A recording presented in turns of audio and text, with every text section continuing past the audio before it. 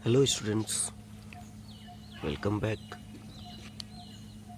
हम अभी 3 दिन से रिलेशंस के बारे में पढ़ रहे हैं। हमने क्या क्या पढ़ा है रिलेशंस के बारे में। एम्प्टी रिलेशन पढ़ लिया हमने, ठीक है। यूनिवर्सल रिलेशन पढ़ लिया हमने। उसके बाद रिफ्लेक्सिव, सिमेट्रिक और ट्रांजिटिव, ये 5 टाइप के रिलेशंस हमने टोटल पढ़ा है। तो मेनली हमको पीछे के 3 रिलेशंस याद रखने हैं हमको। तो अभी हम लोग क्या याद रखेंगे? रिफ्लेक्सिव, सिमेट्रिक और ट्रांजिटिव, 3 टाइप के रिलेशन हमने पढ़ा था। इन तीनों को अच्छे से याद रखना है। इन्हीं तीनों पर बेस्ड बहुत सारे क्वेश्चंस मिलेंगे। एक्सरसाइज 1.1 इन्हीं तीनों पर बेस्ड रहेगा पूरा, ठीक है। रिफ्लेक्सिव, सिमेट्रिक और ट्रांजिटिव। रिफ्लेक्सिव क्या होता है? खुद के साथ पेयर बनना चाहिए। सिमेट्रिक क्या होता है? ए बी अगर पेयर है तो बी ए भी होना चाहिए। और ट्रांजिटिव 3 टर्म्स के बीच में रिलेशन को दिखाया जाता है ट्रांजिटिव में, ना। ओके, आज हम लोग स्टार्ट करेंगे। अगला टॉपिक वो क्या है? इक्विवेलेंस रिलेशन, ठीक है। इक्विवेलेंस रिलेशन क्या होता है, इसके कुछ एग्जांपल्स देखेंगे, डेफिनेशन देखेंगे हम लोग, और ये बाकी रिलेशंस से किस तरीके से रिलेटेड है ना। तो आज हम लोग स्टार्ट करते हैं इक्विवेलेंस रिलेशन। ओके, तो यहाँ पर देख सकते हैं इक्विवेलेंस रिलेशन का डेफिनेशन दिया है। Let E be a relation on set A. E is an equivalence relation if and only if it is reflexive, symmetric, transitive, ठीक है। इक्विवेलेंस रिलेशन के बारे में क्या कहता है कि E is an equivalence relation if and only if, है ना। E एक इक्विवेलेंस रिलेशन कब होगा? जब it is reflexive, symmetric, transitive, तीनों हो। रिफ्लेक्सिव भी हो, सिमेट्रिक भी हो और ट्रांजिटिव। जब तीनों कंडीशंस ट्रू हो जाता है, मतलब एक रिलेशन डिफाइन कर दिए, E be a relation on set A में एक रिलेशन ई डिफाइन किया गया है। अगर ये रिलेशन रिफ्लेक्सिव भी हो, सिमेट्रिक भी हो और ट्रांजिटिव भी हो, तीनों हो, तब जाके ये क्या कहलाता है? एक इक्विवेलेंस रिलेशन कहलाता है। जैसे कि नीचे एग्जांपल दिया है एक, a e b when a mod 5 is equal to b mod 5। और इसको अच्छे से समझने के लिए हम लोग एक एग्जांपल सॉल्व कर लेते हैं, एन इक्विवेलेंस रिलेशन से रिलेटेड कुछ एग्जांपल देख लेंगे तो ये अच्छे से समझ में आ जाएगा। पहले ही हम लोग रिफ्लेक्सिव, सिमेट्रिक, ट्रांजिटिव बना चुके हैं तो ये इजीली बन जाएगा। अगर तो हम लोग एक क्वेश्चन देखते हैं, a relation R is defined in set A, है ना। एक सेट ए लेते हैं और सेट ए क्या है? सेट ऑफ ऑल ट्रायंगल्स, है ना। सारे ट्रायंगल्स का मिला करके एक सेट बनाया गया है set A, where R is equal to, ठीक है। आर जो रिलेशन है वो कैसा है? ए बी का पेयर बनेगा, है ना। 2 ट्रायंगल्स ए और बी का पेयर बनेगा, जहाँ कंडीशन क्या है कि a and b are congruent triangles. A और बी क्या होने चाहिए? कॉन्ग्रुएंट ट्रायंगल्स होने चाहिए।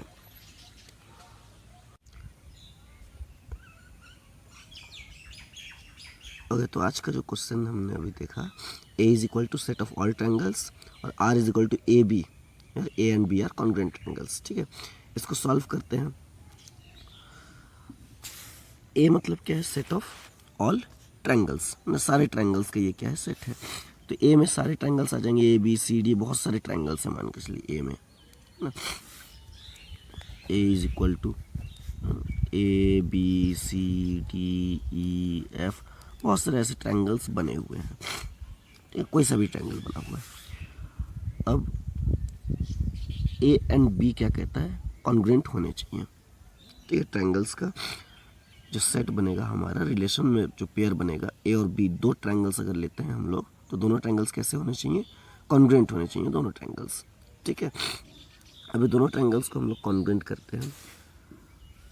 सबसे पहले किसके लिए चेक करना है? रिफ्लेक्सिव का चेक करना है। अब देखो रिफ्लेक्सिव मतलब क्या होता है, हमको क्या करना है? रिफ्लेक्सिव मतलब खुद के साथ पेयर बनता है कि नहीं, ये चेक करना है। तो अब देखो कोई भी ट्रायंगल उठा लेते हैं हम लोग, है ना। खुद के साथ कॉन्ग्रुएंट रहेगा। कॉन्ग्रुएंट का मीनिंग क्या होता है? कॉन्ग्रुएंट मीनिंग होता है सभी तरीके से सेम डायमेंशंस रहें, जैसे तीनों साइड सेम रहे, तीनों एंगल्स भी सेम रहें इसमें, ठीक है। तो उसको क्या कहते हैं? कॉन्ग्रुएंट ट्रायंगल्स कहते हैं। अब अगर मैं let a triangle a belongs to A, ठीक है। एक ट्रायंगल ए लिया जो किस में, कौन से सेट में है? ए सेट में है। अब एक ट्रायंगल ए है, तो ट्रायंगल ए खुद के साथ अगर कंपेयर करें इसको, तो खुद के साथ कंपेयर करने पर ये तो कॉन्ग्रुएंट होंगे ही, है ना। ट्रायंगल ए के साथ बिल्कुल सेम है, सिमिलर है, शेप में, साइज में, साइड्स सेम होंगे, एंगल्स सेम होंगे, क्योंकि वही ट्रायंगल हमने उठा लिया है। तो ट्रायंगल ए के साथ कॉन्ग्रुएंट होता है, मतलब ए और ए का पेयर बन सकता है, कहता है कॉन्ग्रुएंट होना चाहिए।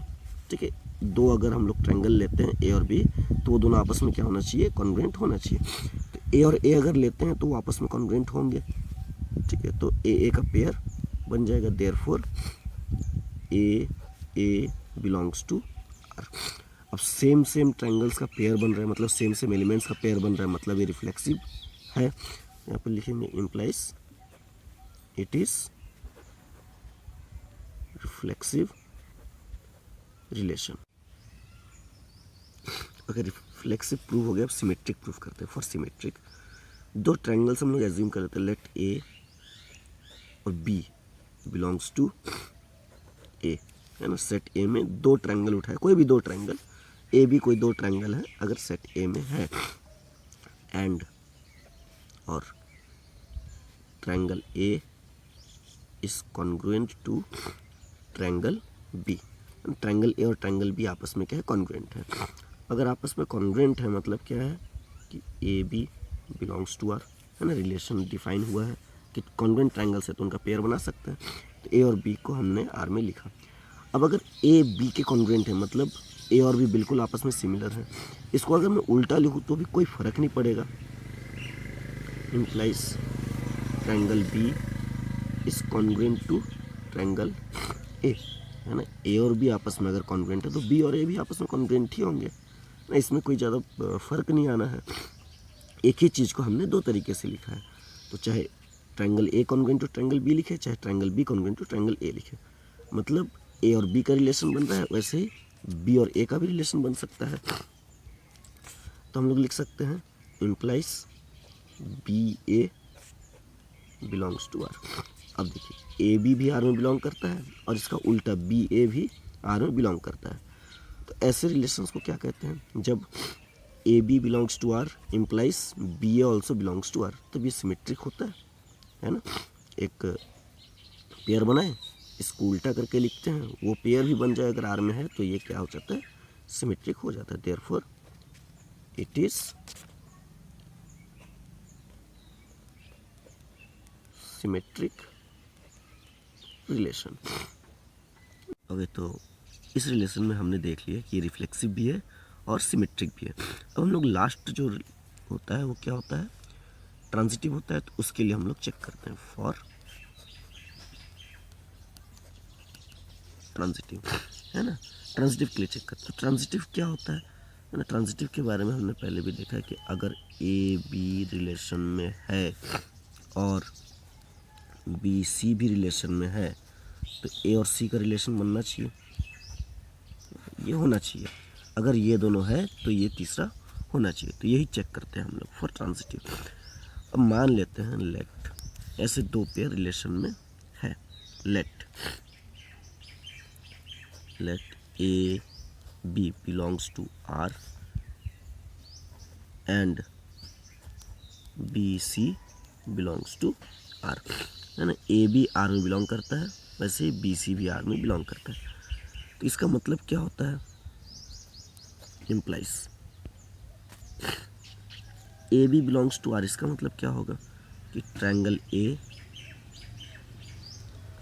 कॉन्ग्रुएंट टू ट्रायंगल बी है ना, इसका मीनिंग हो गया। इसको मान लेते हैं हम लोग फर्स्ट।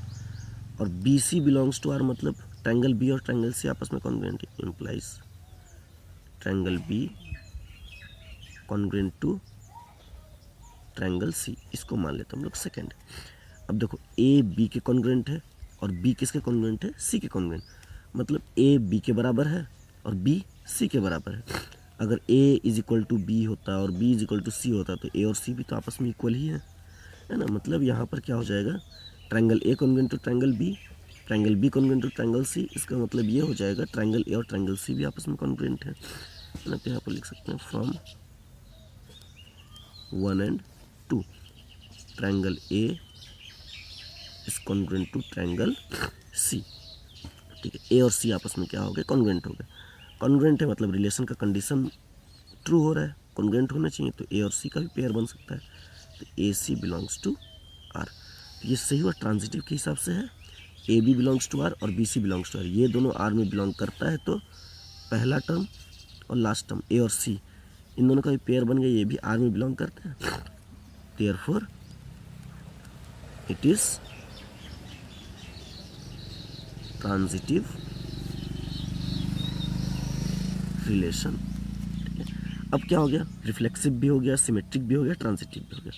अगर तीनों होता है तब इसको क्या कहते हैं हम लोग, एक इक्विवेलेंस रिलेशन कहते हैं, है ना। Since R is reflexive, symmetric and transitive, therefore R is an equivalence relation. ठीक है, ये क्या हो गया कि इक्विवेलेंस रिलेशन हो गया। तो जब कोई भी रिलेशन हमको दिया जाए वो रिफ्लेक्सिव भी हो, सिमेट्रिक भी हो और ट्रांजिटिव भी हो, तब उसको क्या कहते हैं हम लोग, एक इक्विवेलेंस रिलेशन कहते हैं। ओके, तो हम लोग एक और क्वेश्चन लेते हैं, हम लोग सॉल्व करने की कोशिश करते हैं, उसको देखते हैं इक्विवेलेंस है या नहीं। ठीक है, क्वेश्चन लिखते हैं, question A is equal to set of all natural numbers, ये ले लेते हैं हम लोग, है ना। A is equal to set of all natural numbers, और आर एक रिलेशन डिफाइन करते हैं। ठीक है, आर रिलेशन कैसा डिफाइन होगा, आर में दो टर्म्स ए और बी ऐसे लेना है ताकि a plus b is a natural number, ये हो जाए, मतलब दो ऐसे नंबर्स लेना है जिनको ऐड करने पर भी वो क्या हो जाए, नेचुरल नंबर हो जाए। ठीक है, अब ये नेचुरल नंबर है कि नहीं, कैसे चेक करेंगे हम लोग, सॉल्व करके देखते हैं इसको। सबसे पहले किस चीज़ के लिए चेक करते हैं, रिफ्लेक्सिव के लिए चेक करते हैं, है ना। रिफ्लेक्सिव मतलब क्या होना चाहिए, सेम एलिमेंट्स का पेयर बनना चाहिए। तो एक एलिमेंट लेते हैं, लेट ए बिलोंग्स टू ए, है ना। ए क्या है, सेट ए से बिलोंग करना चाहिए। सेट ए क्या है, नेचुरल नंबर्स का सेट है। ठीक है, तो नेचुरल नंबर्स के सेट में क्या होगा, कोई भी एक ए नंबर ले लिए, है ना, कोई भी एक नेचुरल नंबर है। अब ए को अगर ए के साथ ही ऐड करते हैं, है ना, a plus A is equal to, अब sum of two natural numbers, दो नेचुरल नंबर्स को ऐड करते हैं तो इसका आंसर भी क्या होता है, एक नेचुरल नंबर होता है ना। A plus A is equal to a natural number. ठीक है, इसका रीज़न क्या है, sum of two natural numbers is also a natural number, है ना। तो ए और ए को ऐड करने पर भी हमको नेचुरल नंबर मिल रहा है, तो कंडीशन बैठ रहा है हमारा, कंडीशन ट्रू हो जा रहा है कि दो नंबर्स को ऐड करने पर हमको क्या चाहिए, नेचुरल नंबर। अगर ऐसा होता है, नेचुरल नंबर मिलता है, तो वो उसका पेयर बन सकता है। तो ए और ए को ऐड करने पर हमको नेचुरल नंबर मिल रहा है, मतलब ए और ए का पेयर बनेगा और वो किस में बिलोंग करेगा, रिलेशन में बिलोंग करेगा। सेम सेम एलिमेंट्स का पेयर बन रहा है, मतलब आर क्या है, रिफ्लेक्सिव है, देयरफॉर आर इज रिफ्लेक्सिव। ऐसे हम लोग प्रूफ करते हैं अब सिमेट्रिक के लिए, फॉर सिमेट्रिक, है ना। तो लेते हैं हम लोग, let A B belongs to R and B C belongs to R, है ना। अब इसका मीनिंग क्या होता है, सॉरी सिमेट्रिक है ना, एक ही हम पेयर लेंगे, ट्रांजिटिव पहुंच गया था मैं। सिमेट्रिक है, A B belongs to R, इसका मतलब क्या है, ए और बी को ऐड करने पर क्या है, नेचुरल नंबर होगा। कंडीशन जो कहता है अगर ए बी क्या है, रिलेशन में बिलोंग करता है, मतलब ए प्लस बी क्या होना चाहिए, एक नेचुरल नंबर होना चाहिए। जैसे यहाँ पर लेते हैं A B belongs to R, इसका मीनिंग क्या है, a plus b is a natural number. A plus B क्या होगा, एक नेचुरल नंबर होगा। इसको अगर उल्टा करके ऐड करते हैं, since B plus A is equal to क्या होता है, ए प्लस बी, है ना, ऐड करने पर क्या होता है, सेम रहता है ना, कोई चेंजेस नहीं आते हैं। तो चाहे हम लोग ए प्लस बी करें चाहे बी प्लस ए करें, उसका आंसर सेम होता है। मतलब क्या हो गया, B plus A is equal to, A plus B क्या था, एक नेचुरल नंबर था, तो बी प्लस ए भी क्या हो जाएगा, एक नेचुरल नंबर हो जाएगा। अब बी प्लस ए अगर नेचुरल नंबर है तो कंडीशन ट्रू होता है, दोनों नंबर्स का ऐड करके नेचुरल नंबर अगर आता है तो उसका क्या बनेगा, पेयर बनेगा। तो बी प्लस ए अगर नेचुरल नंबर है तो बी और ए का भी पेयर बनेगा, और वो क्या होगा, रिलेशन में होगा। तो B A belongs to R. अब ए भी आर में बिलोंग करता है और बी ए भी आर में बिलोंग करता है ना, तो जस्ट ऑपोजिट भी आर में बिलोंग करता है। तो ये किसका प्रूफ हो गया, सिमेट्रिक का प्रूफ हो गया। देयरफॉर आर इज सिमेट्रिक, है ना, आर क्या हो गया, सिमेट्रिक प्रूफ हो गया। तो आर हमने अभी तक देखा रिफ्लेक्सिव भी है और साथ में सिमेट्रिक भी है। अब रिफ्लेक्सिव और सिमेट्रिक के बाद हमको क्या देखना है कि ये ट्रांजिटिव है कि नहीं, ठीक है। तो हम लोग प्रूफ करते हैं या सॉल्व करके देखते हैं फॉर ट्रांजिटिव, है ना, ट्रांजिटिव के लिए सॉल्व करते हैं। तो ट्रांजिटिव के लिए हम लोग मान लेते हैं, ट्रांजिटिव का कंडीशन याद है सबको, A B belongs to R and B C belongs to R. मान लेते हैं कि ए बी आर में बिलोंग करता है और बी सी भी आर में बिलोंग करता है। अब हमको क्या प्रूफ करना है कि ए और सी भी आर में बिलोंग करना चाहिए, तब जाके ये क्या प्रूव होगा कि ये क्या है, एक ट्रांजिटिव रिलेशन है। अब इसको देखते हैं, हमने क्या लिया, A B belongs to R, A B R में बिलोंग करता है। इसका मतलब क्या है, हमारा कंडीशन क्या दिया था कि ए बी कैसा होना चाहिए, उनका सम एक नेचुरल नंबर होना चाहिए। तो a B belongs to R मतलब a b is a natural number, and B C belongs to R मतलब b plus C is a natural number, ठीक है। अब दो नंबर्स ए प्लस बी और बी प्लस सी दोनों क्या है, नेचुरल नंबर्स हैं। अब इन दोनों में देखेंगे ए और सी को अगर ऐड करते हैं हम लोग, यहाँ पर लिखेंगे since A is a natural number and C is also a natural number. A और सी क्या है, एक नेचुरल नंबर है। कैसे पता नेचुरल नंबर है, क्योंकि हम लोग आर में जितने भी एलिमेंट्स ले रहे हैं, A B C D E F, वो सारे क्या है, नेचुरल नंबर्स ही ले रहे हैं। सेट ए जो सबसे शुरू में हमने लिखा था सेट ए, वहाँ से लिया जा रहा है नंबर्स, और सेट ए क्या है, set of all natural numbers. तो ये सारे क्या है, नेचुरल नंबर्स है, चाहे ए है, चाहे बी है, चाहे सी है, चाहे डी है, कुछ भी है।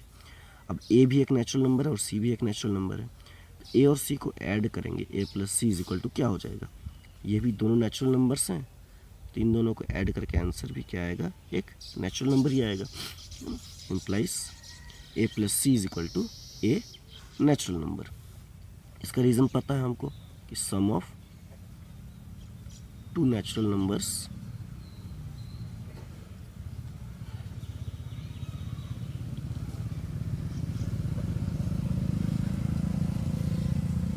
Is a natural number. A और सी क्या नेचुरल नंबर है, तो हमारा कंडीशन फुलफिल हो गया। A plus C is equal to a natural number, तो हमारा कंडीशन जो दिया हुआ था आर में वो फुलफिल हो गया, मतलब ए और सी का भी क्या बनेगा, हमारा पेयर बनेगा। तो therefore A C belongs to R. अब A B belongs to R and B C belongs to R implies A और सी का भी पेयर बन गया, A C belongs to R, तो ये क्या है, ये भी ट्रांजिटिव है, इम्प्लाइज आर इज ट्रांजिटिव। तो रिफ्लेक्सिव भी हो गया, सिमेट्रिक भी हो गया और ट्रांजिटिव भी हो गया। अब जब तीनों हो जाए, रिफ्लेक्सिव भी हो, सिमेट्रिक भी हो और ट्रांजिटिव भी हो, तब इसको क्या कहते हैं हम लोग, एक इक्विवेलेंस रिलेशन कहते हैं, है ना। जो रिलेशन रिफ्लेक्सिव भी हो, सिमेट्रिक भी हो और ट्रांजिटिव भी हो। तो यहाँ पर लिखेंगे since R is reflexive, symmetric and transitive, therefore R is an equivalence relation। Okay, तो हमने अभी देखा इक्विवेलेंस रिलेशन ना, इसके दो एग्जांपल्स हमने सॉल्व किए। दोनों इक्विवेलेंस रिलेशन के एग्जांपल्स थे। तो इक्विवेलेंस रिलेशन क्या होता है, क्या पढ़ा हमने कि रिफ्लेक्सिव, सिमेट्रिक और ट्रांजिटिव तीनों होना चाहिए। ये कुछ और एग्जांपल्स इक्विवेलेंस रिलेशन के देख लीजिए आप लोग।